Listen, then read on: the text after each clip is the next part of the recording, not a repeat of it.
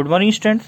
हम बात कर रहे थे वाष्प दाब की, और वाष्प दाब के लिए सीधे शब्दों में कहें तो द्रव और उसी की वाष्प के बीच जब साम्यावस्था होती है तो वाष्प के द्वारा द्रव की सतह पर लगाया गया दाब ही वाष्प दाब कहलाता है। तो हम दो तरह के विलयनों की बात कर रहे थे, द्रव द्रव विलयन, इसका वाष्प दाब कैसे हम निकालते हैं, कुल वाष्प दाब जो होता है, और दूसरा था ठोस द्रव विलयन। द्रव द्रव विलयन को हम वाष्पशील विलेय युक्त विलयन भी कह रहे थे, क्योंकि जो विलेय है वो भी द्रव है और विलायक तो द्रव है ही, और विलेय द्रव है तो वो वाष्पशील द्रव है। ठीक है, तो अगर हम कह रहे हैं विलेय द्रव है तो उसे हम क्या मान रहे हैं, वाष्पशील द्रव मान रहे हैं। और इसके लिए जो वाष्प दाब होगा, कुल वाष्प दाब, यानी कि विलयन में दो प्रकार के पदार्थ हैं, एक विलेय है एक विलायक है, तो कुल वाष्प दाब किसके बराबर होगा, विलायक के आंशिक दाब, एक किससे लिख रहे हैं हम, विलायक के लिए लिख रहे हैं। ठीक है, और पीबी क्या है यहाँ पे, विलेय का आंशिक दाब, विलायक के आंशिक दाब, आंशिक वाष्प दाब और विलेय के आंशिक वाष्प दाब के योग के बराबर होता है विलयन का कुल वाष्प दाब। और दूसरे प्रकार का जो विलयन था हमारा, आगे पढ़ेंगे जिसको विस्तार से, ठोस द्रव विलयन। इसको हम अवाष्पशील विलेय युक्त विलयन भी बोलते हैं, क्योंकि इसमें जो विलेय होता है वो ठोस होता है और विलायक तो द्रव है ही। जो ठोस विलेय है ये, इसको हम मानते हैं अवाष्पशील विलेय। तो ऐसा विलयन क्या कहलाएगा, अवाष्पशील विलेय युक्त विलयन, जिसमें विलेय ठोस अवस्था में होता है। तो देखिए, जब वाष्प बनेगी तो वो वाष्प सिर्फ किसकी बनेगी, विलायक की ही बनेगी। तो ये कह सकते हैं कुल वाष्प दाब विलायक के वाष्प दाब के बराबर होता है। तो P बराबर PA लिख सकते हैं, क्योंकि वाष्प सिर्फ किसकी बनती है, विलायक की बनती है।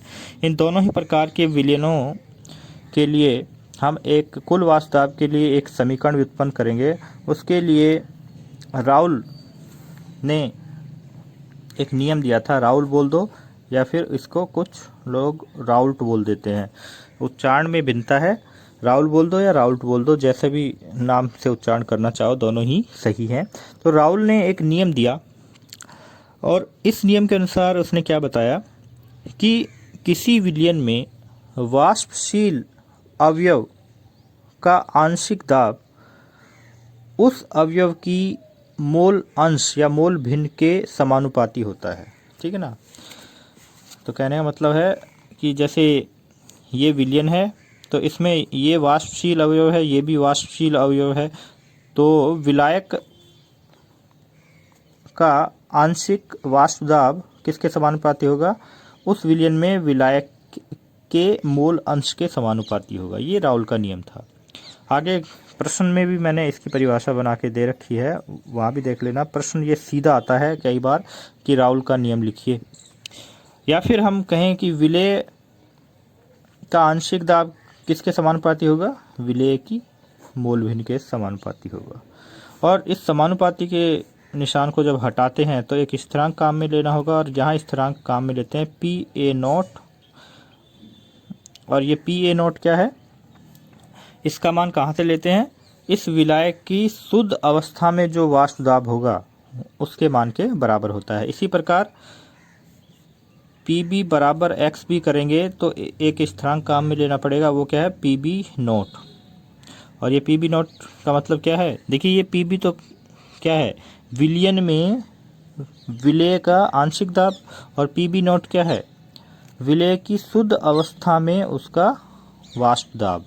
ठीक है, शुद्ध अवस्था का देखिए मतलब ये होता है, जैसे ये विलयन है तो इसमें विलायक भी है और विलेय भी है, तो यहाँ जो गैस बनेगी उसमें इसका विलेय का जो आंशिक दाब होगा वो, तो विलेय का जो दाब होगा वो आंशिक दाब कहलाएगा।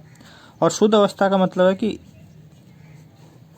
जितनी मात्रा विलेय की इस विलयन में डाली थी उतनी ही मात्रा किसी दूसरे पात्र में सिर्फ विलेय की डालते हैं, और फिर हम उस वाष्प दाब को काउंट करते हैं, इसके द्वारा जो वाष्प बनी उसके द्वारा जो दाब लगाया गया उस वाष्प दाब को काउंट करते हैं।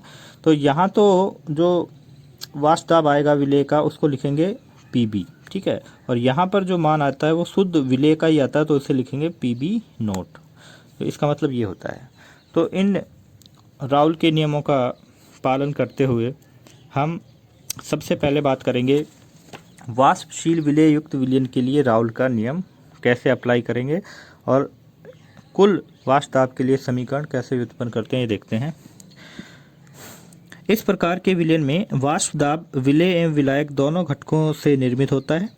इस विलयन हेतु राउल ने नियम दिया जिसके अनुसार निश्चित ताप पर विलयन में उपस्थित किसी वाष्पशील अवयव का आंशिक दाब उस अवयव की मोल भिन्न के समानुपाती होता है। ठीक है, तो यहाँ समीकरण व्युत्पन्न करें उससे पहले जो मान दे रखे हैं वो देख लेते हैं। यदि अवयव A, जिसे हम विलायक ही बोलेंगे, A के लिए विलायक के लिए A का उपयोग हम करते हैं, का आंशिक वाष्प दाब PA है, B यानी कि विलेय के लिए आंशिक वाष्प दाब PB है। अवयव A की मोल भिन्न क्या होगी, XA, और B की होगी XB। तो राउल के नियम से क्या कहेंगे, PA समानुपाती XA या PA बराबर PA नॉट XB। और विलेय के लिए PB समानुपाती XB या PB बराबर PB नॉट XB, यानी कि अवयव A की आंशिक दाब अवयव A के मोल अंश के समानुपाती होता है। इसी प्रकार अवयव B का आंशिक दाब उसी अवयव की मोल अंश के समानुपाती होता है। और बराबर में करते हैं तो ये समीकरण हमारे सामने आता है, यानी कि PA और PB के ये मान हमें प्राप्त हो गए हैं राउल के नियम से। और इन मानों को हम कुल वाष्प दाब के लिए जो हमारे पास सूत्र था उसमें रख देते हैं। तो यहाँ यही बता रखा है कि PA नॉट एवं PB नॉट वाष्पशील अवयव A एवं B के शुद्ध अवस्था में वाष्प दाब हैं। तो देखिए P के लिए हमने ये बताया था कि दोनों ही अवयवों के आंशिक दाब के योग के बराबर होता है कुल। PA और PB के जो मान हमने निकाले हैं वो राउल के नियम से ये रख दिए हमने। अब हमें पता है कि कितने भी अवयव हों विलयन में, उन सभी अवयवों की जो मोल अंश है उनका योग हमेशा एक ही आएगा। यहाँ पर दो अवयव हैं, दोनों ही अवयवों का मोल अंश क्या है, XA और XB है। दोनों के ही योग क्या आता है, एक आता है। तो इस संबंध का उपयोग करके हम XA का मान निकाल सकते हैं, यानी कि XA बराबर क्या हो जाएगा, 1 माइनस XB। XB इधर गया तो क्योंकि XA की जगह हमें क्या उपयोग करना है, XB का उपयोग करना था। तो XA को हटाने के लिए इसका दूसरा मान रख देते हैं 1 माइनस XB। तो इस समीकरण में XA का मान यहाँ रख दिया है। इसको खोलते हैं समीकरण को, तो PA note minus PA note XB plus PB note XB, ये जैसा है वैसा ही लिख देंगे। इसके बाद देखिए इस समीकरण को और आगे ले जाते हैं, तो हम क्या करते हैं, XB को इसमें से कॉमन ले लेते हैं। XB को कॉमन लिया तो देखिए PB नोट यहाँ प्लस में है और PA नोट माइनस में है, तो पहले PB नोट को लिख दिया और PA नोट को उसके बाद में लिख दिया है। तो यही संबंध हमने इस तरह से लिख दिया। और इसका कारण ये है कि हम इसको एक सरल रेखा समीकरण के रूप में लिखना चाहते हैं, और वो कौन सी, y बराबर mx प्लस c के रूप में इसको लिखना चाह रहे थे। तो यहाँ देखिए P तो हो गया y, XB PB note minus PA note ये हो गया mx, m क्या है यहाँ XB, इसलिए इसको मैंने पहले लिख दिया, इसको बाद में लिख दिया। इसी संबंध को इस तरह से भी लिख सकते हैं, PA नोट को बाद में लिख दिया है और mx को पहले लिख दिया, और ये PA नोट ये क्या है, C है, अंतः खंड जिसे बोलते हैं। m क्या है, ढाल है, स्लोप जिसे बोलते हैं, और x का मान क्या है, ये है। यानी कि जो ग्राफ हम खींचेंगे वो ग्राफ x और y के बीच में होगा। तो x हमारा है क्या,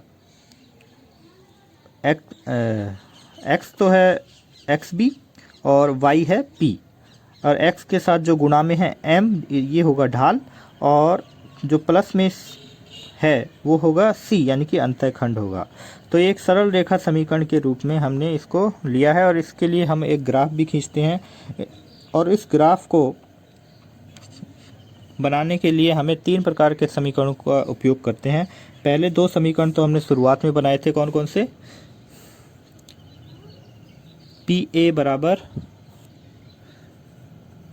P A naught x A, दूसरा है पी बी बराबर P B naught x B. तो देखिए ये दोनों भी सरल रेखा समीकरण के रूप में ही है, यानी कि y बराबर एम एक्स के रूप में है। ठीक है, ये भी y बराबर एम एक्स के रूप में है, और ये वाला समीकरण है, ये है y बराबर एम एक्स प्लस सी। ये तीनों ही सरल रेखा समीकरण के रूप में है। तो देखिए ये एक ग्राफ आपने शायद नोट्स में नहीं बना रखा होगा, तो आप यहाँ से स्क्रीनशॉट लेकर इसको यहाँ जो खाली जगह बची होगी साइड में उसमें आप बना सकते हो, या फिर आप बुक में से देख सकते हो अगर आपके पास है तो, नहीं तो यहाँ भी स्पष्ट दिख ही रहा है। इसी तरह से ये ग्राफ बनाना है, और इस ग्राफ को बनाने से पहले देखेंगे कि कौन सा ग्राफ किसको प्रदर्शित कर रहा है। देखिए तीन तरह के हम आरेख बना रहे हैं, तीनों ही आरेखों को समझेंगे। इस बिंदु पर हम जो आरेख बनाएंगे वो विलेय के लिए बनाएंगे, ठीक है, और इधर से इधर जो आरेख बनेगा वो विलायक के लिए बनेगा। तो देखिए ये विलायक के लिए 0 पॉइंट है, तो विलायक के लिए यहाँ पर मोल भिन्न क्या मानेंगे, विलायक के लिए एक्स ए 0 मान रहे हैं, और अंतिम बिंदु पर मोल भिन्न 1 मानते हैं, क्योंकि मोल भिन्न 1 से ज़्यादा कभी होती नहीं है। तो विलायक के लिए ग्राफ इधर से इधर बनेगा, विलेय के लिए ग्राफ इधर से इधर बनेगा। तो विलेय की आंशिक दाब के लिए इस समीकरण के लिए ये ग्राफ बनता है। इसके लिए फिर हम एक्स बी यहाँ 0 मानते हैं और एक्स बी यहाँ पर अंतिम बिंदु पर 1 मानते हैं, ठीक है।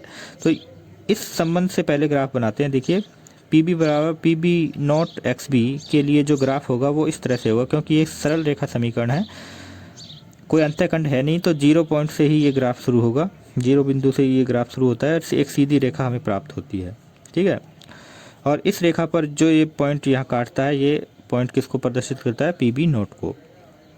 इसी प्रकार विलायक के लिए जो ग्राफ होगा वो इस तरफ से इस बिंदु से इधर जाएगा, सीधी रेखा होगी, और यहाँ पर जो पॉइंट इसको काटता है ये पी ए नोट को प्रदर्शित करता है।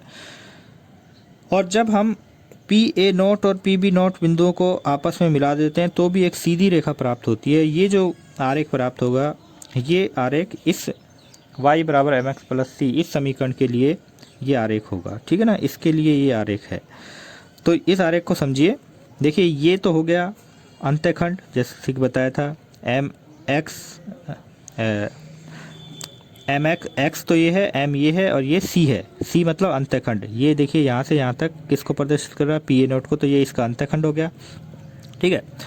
और ये है स्लोप यानी कि ढाल है, P B naught minus P A naught, यानी कि अब मैं इसको इस तरफ यहाँ से देखूँ तो ये क्या हो गया, P B naught minus P A naught. ये ग्राफ यहाँ से और यहाँ तक ही है, तो ये इसका ढाल हो गया। ये ढाल जो प्रदर्शित कर रहे हैं हम, ये ढाल किसके बराबर है, P B naught minus P A naught. तो पी बी नोट को यहाँ अगर इस पॉइंट पर प्रदर्शित करूँ तो ये ढाल यहाँ से और यहाँ तक ही है।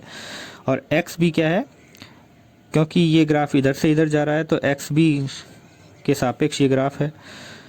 तो ये एक सरल रेखा समीकरण के अनुसार ये ग्राफ बनता है, और ये तीनों ही ग्राफ ये प्रदर्शित करते हैं कि जो कुल वाष्प दाब है किसी विलयन का, वो विलयन में उपस्थित विलेय और विलायक की मोल भिन्न पर निर्भर करता है, ठीक है। तो प्रश्न अगर आएगा तो सीधा आरेख के ऊपर आएगा कि विलेय और विलायक का कुल वाष्प दाब आरेख द्वारा प्रदर्शित कीजिए, या एक सरल रेखा समीकरण के द्वारा प्रदर्शित कीजिए। अभी तक इस आरेख से संबंधित कोई इस तरह का क्वेश्चन आया नहीं है, लेकिन आएगा तो फिर आरेख के लिए ही ये क्वेश्चन पूछा जाएगा। या फिर समीकरण व्युत्पन्न करवा सकते हैं कि कुल वाष्प दाब के लिए सरल रेखा समीकरण व्युत्पन्न कीजिए, ठीक है। तो सरल रेखा समीकरण ये है, कुल वाष्प दाब के लिए ये व्युत्पन्न करना होगा। तो इससे क्या निष्कर्ष निकलता है, ये लाइन भी लिख लेना है यहाँ पे, अर्थात पी ए पी बी तथा पी अवयवों की मोल भिन्न का रेखीय फलन है। यानी कि विलायक का आंशिक दाब, विलेय का आंशिक दाब तथा कुल दाब अवयवों की मोल भिन्न का रेखीय फलन होता है। और ये हमने ग्राफ से देखा है, तीनों ही सीधी रेखाएं प्राप्त होती हैं। और दूसरे प्रकार का हमारा जो विलयन है वो है अवाष्पशील विलेय युक्त विलयन के लिए राउल का नियम। इस नियम के अनुसार अवाष्पशील विलेय युक्त विलयन का वाष्प दाब केवल वाष्पशील अवयव A के आंशिक दाब के समान होता है, क्योंकि विलेय B का आंशिक दाब नगण्य होता है। तो हम क्या कह सकते हैं, कुल दाब किसके बराबर होगा, PA के ही बराबर होगा। और राउल के नियम से PA क्या होता है, PA बराबर PA नॉट XA, ये राउल के नियम से होगा।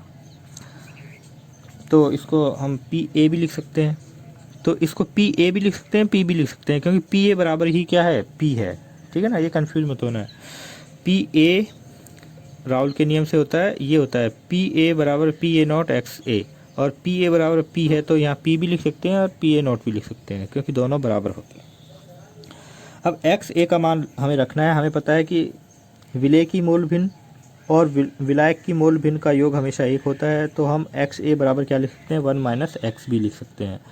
PA नॉट XA की जगह क्या लिख दिया, 1 माइनस एक्स बी। इसको खोला तो ये इस तरह से आया, PA naught minus PA naught x B आया।